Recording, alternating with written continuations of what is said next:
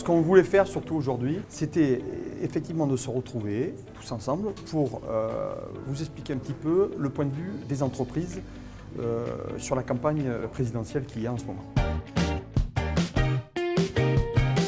Donc le premier thème qu'on souhaite aborder, c'est l'Europe.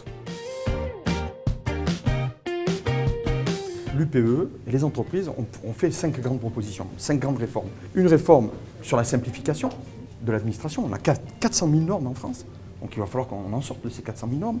Une réforme sur l'éducation nationale. On a des emplois qui sont non pourvus en France, alors qu'on a 6 millions de chômeurs. Il faut absolument qu'on redirige les gens vers les bonnes filières, vers celles où il y a des débouchés. Et qu'on n'envoie pas les jeunes sur des filières où il n'y a pas de débouchés. Donc ça, c'est une grande réforme à mener. La 4e réforme, c'est le Code du travail.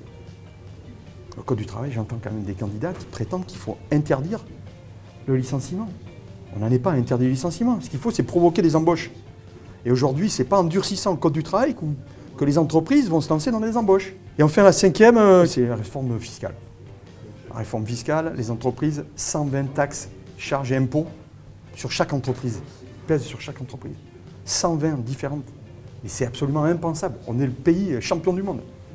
On voudrait être champion du monde au football, malheureusement on n'y arrive pas, mais alors en taxes et en impôts, on est sans problème.